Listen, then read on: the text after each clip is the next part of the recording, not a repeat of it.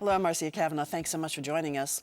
Former St. Tammany Parish Sheriff Jack Strain was seeing his jail from the inside looking out after being arrested for sexual-related charges. Meanwhile, an unrelated federal investigation of an alleged kickback scheme continues. We'll look at that story tonight, as well as the science of hurricane predictions, a charter school under fire, North Shore development controversies, and an expanding dead zone in the Gulf. And in this, the 35th anniversary of the New Orleans World's Fair, we'll discuss whatever happened to global expositions. Joining us are tonight's Informed Sources. Errol Laborde, producer of Informed Sources. Mark Schleifstein, environmental reporter, NOLA.com, the Times-Picayune. Sarah Pagonis, reporter, the New Orleans Advocate. And Marta Jewson, reporter, The Lens. And we're going to go over to Sarah right now, and because there was big news this week about former St. Tammany Parish Sheriff Jack Strain, who was arrested. He was arrested at his home in Abita Springs Tuesday morning by state police.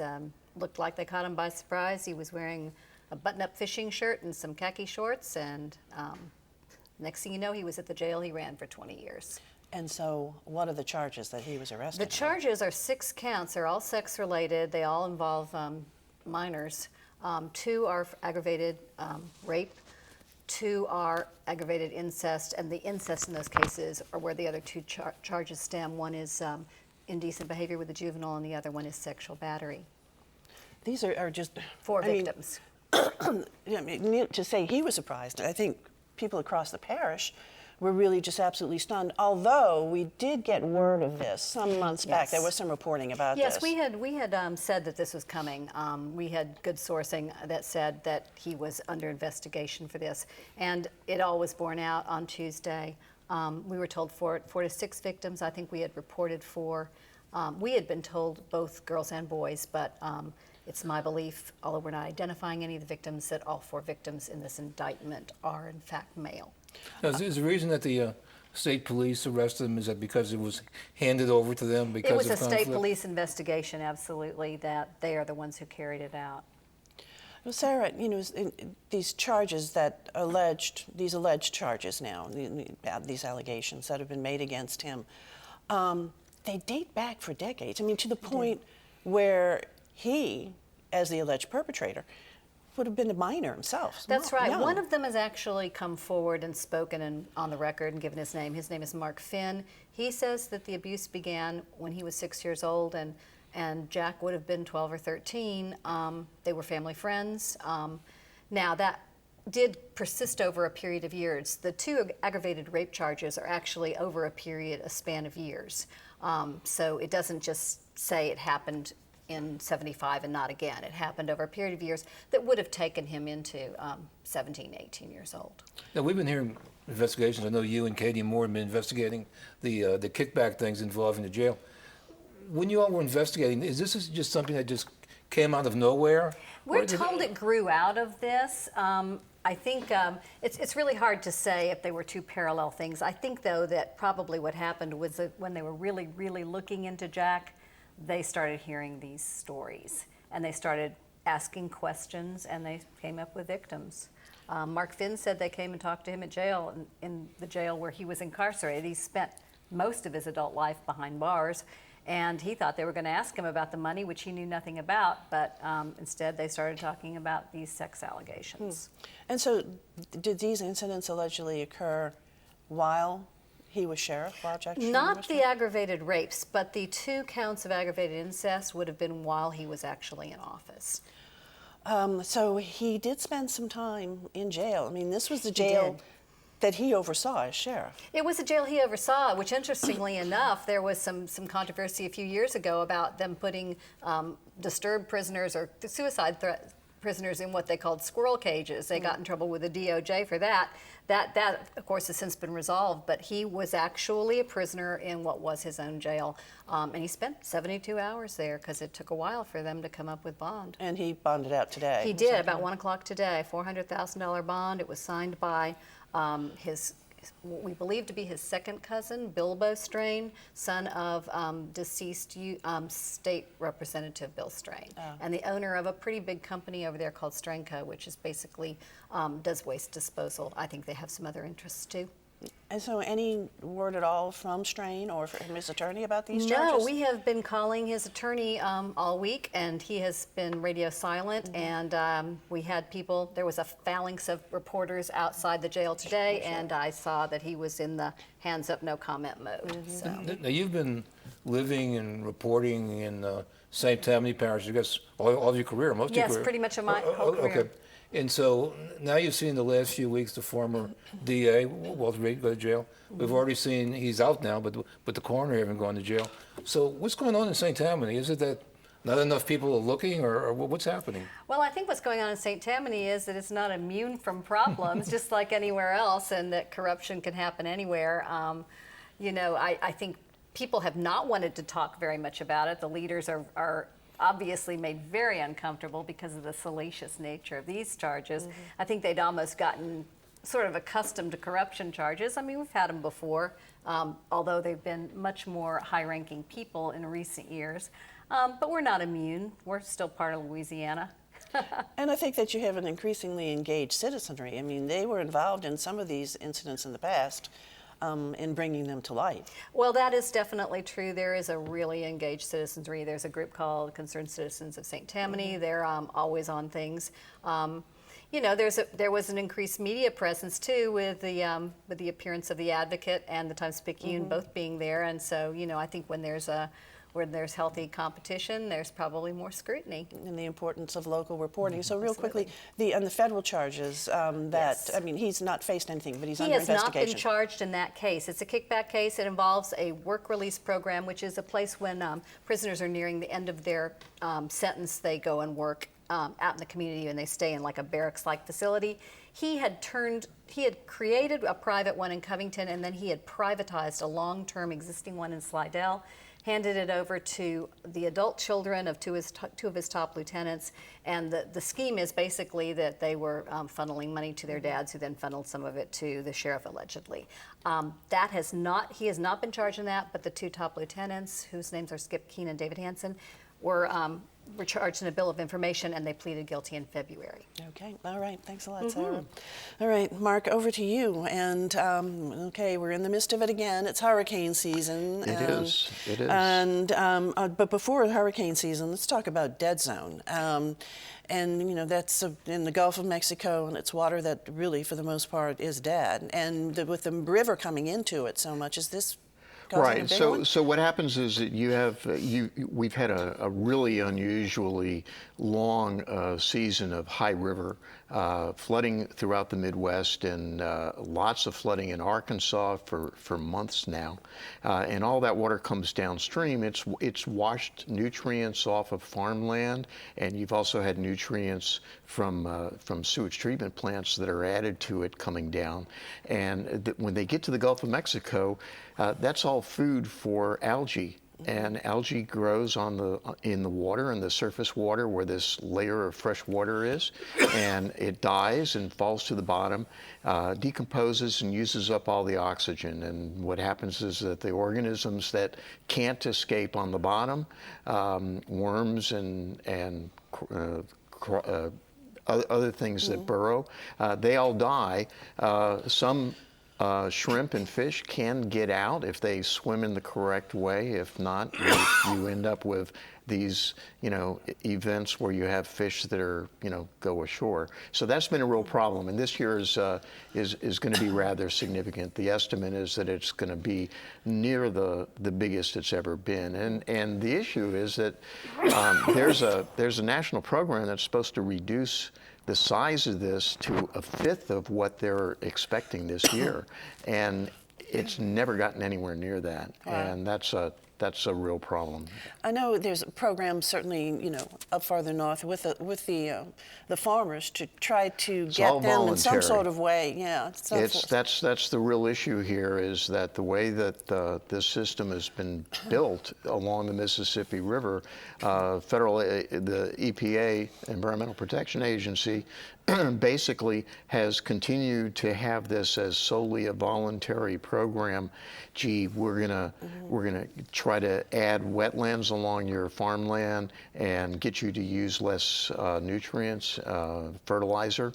But beyond that, there have not been, orders telling people that they have to do things. So all of that is still flowing into the river, and it's coming our Exactly. way ultimately and into the Gulf. With all of the fresh water that's going into the Gulf because of the diversions being opened, well, the Bonnet-Carré, the spillway being opened, we haven't gotten the Morganza open yet, right? Right. That's impacting, is it impacting? They're finding more dolphins dead. Right. So today, the NOAA Fisheries announced that they've declared what they call an unusual mortality event. 261 dolphins have what they call stranded, but really means dead. 98% of the strandings have been dead dolphins since February 1st.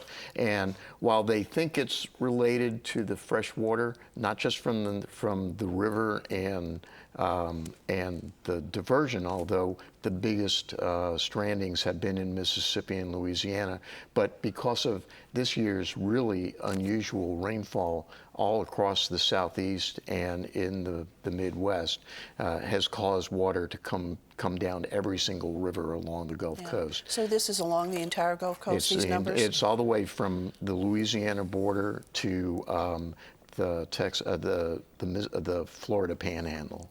Mark, along the Alabama Gulf Coast, they have these events from time to time. They call it Jubilee, Right, which is a big deal. that's actually the dead. It's the equivalent of a dead zone issue in that local area. Over there, they celebrate where it, though. where the fish swim to get away from the low oxygen water, and they end up on shore, and they call it a jubilee. And people go out with their buckets and they Yep, pick up and the they just go fish. scoop up collect fish? the fish.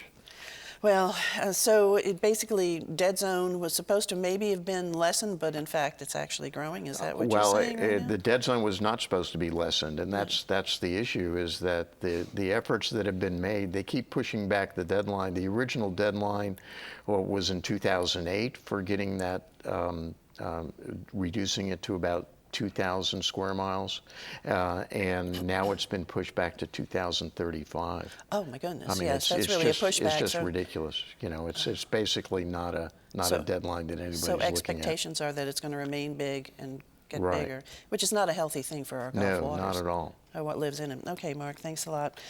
Marta, over you now. You've been reporting on the situation over at Kennedy High, which is part of New Beginnings, Charter Network. Correct.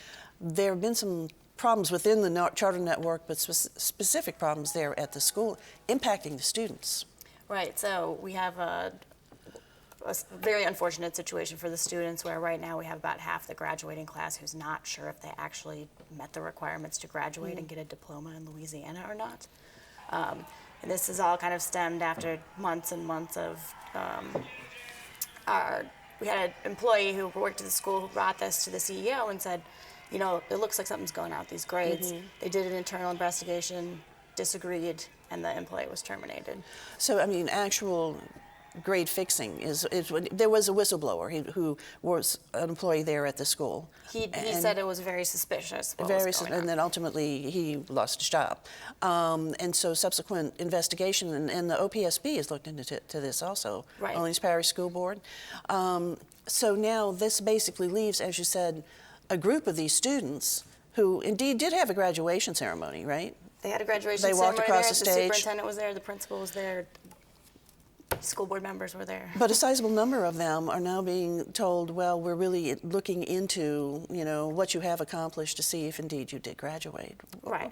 Where does this leave the students Well, and their it leaves parents? them in a really tough spot. I was speaking with a student yesterday who said, you know, first of all, she just kind of said, well, why did we even have a graduation ceremony, which is just tugs at your heartstrings. But then she's saying now she's not going to be able to go to her school in the fall, her college, because she's supposed to have turned in dorm fees by now, and they can't get her transcripts to the college. So the college says, you know, we can try to hold a spot, but we can't guarantee anything. So if it's found that a student did not meet the criteria for Louisiana graduation, high school graduation, what happens next? It depends on what they're missing, right? So if it's certain tests that they're missing, they could probably, you know, potentially take the test again if they petition or the school petitions on behalf of them to the State Department of Education. Or if they're missing class credits, they're going to have to take those remedial courses. And so the school has said that they will work with these students to try to get them up to where they need to be? They have, but I think we really don't know the extent of like how deep this could Yeah. possibly go for those kids. And so as far as the Charter Network goes, the CEO actually did step down after reports of the grade fixing surfaced, and then also some contractual issues, right? Correct. And so what else is going on with that charter school in terms of what is the OPSB doing about this charter network? So the district has come in and said that they've given them a notice of level 2 warning. So that's basically the second highest warning they can give. And they say in this very stern letter that they're considering revoking the charter. For Kennedy only, For because they have Kennedy another only. school too. They have Capto as well. Right. Still, and then Metter Nelson was a school that's already been closed, right? That had been part Right, of the that closed beginnings. due to low grades, yep. Yeah. Okay. Well, gee, you really feel for those students, you know? Was this an original recovery school district school, or was this always under the school board? The New Beginnings Charter Network actually started pre-Katrina. It was the first recovery school district school, and that was before the storm. They expanded after the storm and took in 4 schools at total. But not to be confused with the Kennedy School that was on the edge of City Park. Right, so this is actually just a rebranding, you would call it, and the Kennedy alumni were very excited to partner with the school. They renamed everything this year, and it appears to have been an unfortunate year to do it. And Yeah, is the state taking any responsibility for what's happened here? The state says they're reviewing what's happened, and I think we're really eager to hear from both agencies, the state and the district, as to what's going to happen next. And then also, of course, there are those who are charter opponents. So this is more need, of course, for real close supervision of this and accountability of what's going on in the charter networks. Okay, all right, thanks a lot, Marta. Errol, over to you. World's Fair, 35 years ago. 35 years ago, May 11th, it opened. So hard to believe that that's been that long. We know the verdict by now. It's been said already. It was a financial failure. Locals loved it. It did spur on some development. The whole Riverwalk complex, some of the hotels down there were all because of the World's Fair. Now, no one would have built a hotel just for those few months that the World's Fair was open. But that's some scenes from the opening of the fair in '84 and the Blaine Current figures. It was really beautiful. And there to see more of the fair. That's when mascots were mascots. That was really good. And the German beer garden and the famous chicken dance, and it goes on and on. And of course, the monorail system. I was curious, though, about what's happened to World's Fair since then. And that World's Fair, the '84 World's Fair, was the last World's Fair in the United States. There hasn't been another one. There was supposed to be one in '92 in Chicago for the 500th anniversary of Columbus's voyage. But the people in Chicago knew about what happened in New Orleans, and they made the same arguments. They said, look, it's not financially viable. The New Orleans World's Fair was way over budget. The population or the attendance figures were way under, and so it was killed in Chicago. They did have a World's Fair in '92 in Spain because of Columbus, that they wanted to have one event in Spain and one event in the United States, but that was it. There is a World's Fair this year going on right now, I guess, and it's in Beijing, and the emphasis on that is in horticulture.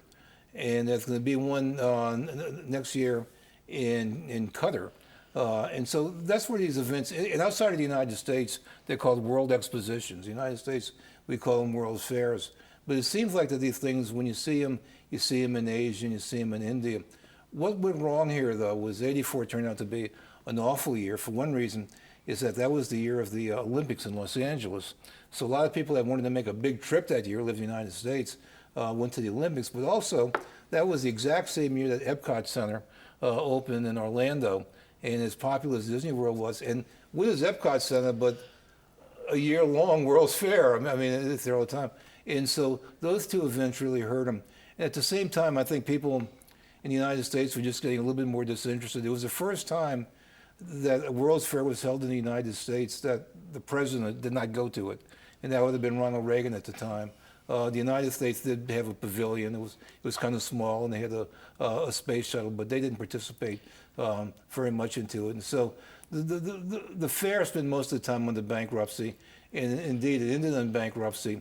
And in that closing night, I just want to mention this, a few weeks earlier there'd been the closing of the Olympics, and for the Olympics closing, which of course everybody in the country watched, they had Lionel Richie singing all night long with all the Olympic athletes. So the closing night here, people borrowed from that, and on the stage they had Seymour, the Pelican, and Lindy Boggs, and a few dancers also dancing to all night long.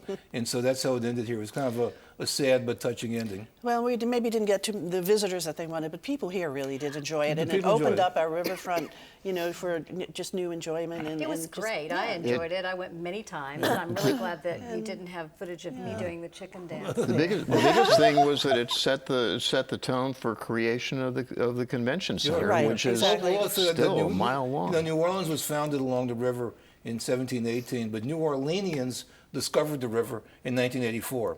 Because prior to that, they'd always been blocked by warehouses and factories. But a lot of people went to that event, they walked along, and says, hey, look, there's a river there. Okay? Yeah, so and, it's and- just and a- that was really the opening of the river as a source of recreation Yeah, and the leisure. the World's Fair did leave a lot for us, Right. the locals to enjoy river. All right, thanks a lot. Sarah, over to you, and quickly about North Shore Development. You did a piece recently about the Parish Council over there has approved development called the Preserve in Preserve in Goodby Lakes. Well, there's There's- concerns about floodplain. There are, and that has been an area where there's been so much growth around the Goodby area, and it is in a floodplain, and people that live there are concerned, and they've had 3 floods in pretty short order. Residents say it's flooding at lesser rain events, and they just think that they need to put a slowdown to it. And that particular development touched off a real controversy over how the laws are interpreted as to bringing in fill dirt and mitigating for that. Developers wanted to be able to say, we just will build one pond that will take care of storing rainwater and also moving it out. And there are lots of people that say you really shouldn't try to do 2 jobs with one thing. And so that's being hashed out now. There's a task force that's been meeting for a number of months. They're going to have a meeting later this month, and we'll see what happens. But in the interim, the developer did go down the size of the subdivision, but it is going to go forward, it looks like. Because there is increased development going on There over there. is. There's just been a lot of growth in that part of the parish, especially, and so I think maybe some of our growth pressures slowed down a little bit when the economy was less, but now that it's been pretty good, people are back over building houses, and we're seeing a lot of growth. It's Isn't that the 150,000 script people. for every development project, especially in the North Shore, where the attraction is the trees and the water and the green space, and so someone's going to say, don't take my green space. Well, there is a little bit of that blow up the bridge after me kind of mentality. Some people might be critical of homeowners for that. But, I think they look at things that happened in neighboring parishes where there was pretty bad flooding, and they talk about, the fear of losing flood insurance if they aren't being careful and really doing things right. And, developers are kind of used to getting, what they want, and so they're maybe not, they're pushing back a little bit too. So this task force is going to be establishing new guidelines? for They are supposed to come out with some new guidelines, and so we'll see what those turn out to be. I think there'll probably be a lot of people coming to see that. Okay, all righty, Sarah, thanks a lot. Mark, over to you. We're going to sign off about hurricanes, not necessarily on a good note. Predicting, is there new science about that? Well, there is, and there's been some major changes in the last couple of years by the National Hurricane Center, not just in terms of the computer models that they're using, which they're upgrading every year, and they've narrowed the space along the coast that they're able to get predictions for where a storm might go in 24, 36, 48 hours in advance. They've extended the warnings to 72 hours, and they've added new warnings just for storm surge as well. This year, we need to make sure that we all have our plans in place, even though it's supposed to be an average year. But even in an average year, it only takes one. And this year, we have this other issue going on, which is that we do have a high river that's going to be high all the way through July. And so if we have any kind of storm in the Gulf of Mexico, it could put water up the Mississippi River. We might see an extremely unusual event where water goes over the top of the levees in the French Quarter and in Riverbend before it goes over levees somewhere else. So please be careful and listen to public officials when they talk about it. And this, as you said, is unusual because usually the river is not so right, high at this right. point. We're looking at, right now it's 16 and a half feet. It's going to be 16, maybe 15 and a half feet through July. And usually it's at 2 to 3 feet. So you've got a huge chunk of water in there. And while the official flood level is 17, it's really about 22 with the flood walls. Well, for the last few years, we've been hearing more and more about these various models. For example, they talk about the European model. Right. What's the difference between one model over the Well, other, and what do the Europeans know?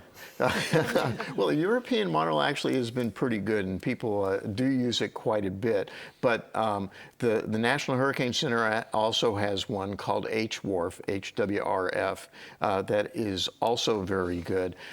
They're all developing these very complicated computer models. I was just at a conference up in Colorado where they were talking about that, and the idea is to get as much information as they can from the atmosphere and throw it into these models, a bunch of numbers, to see what pops out. And of course, to give us more information about surge, not just Absolutely. wind speed. Yeah. Right. Okay.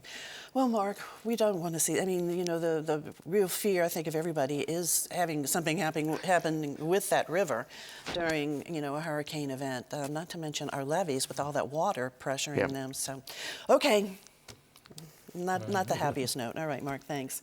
Looking ahead now. Okay, the Children's Museum closes July 27. Now, don't be sad, though, because the reason it's closing is because it's going to open in this new place in City Park at noon, August 31st.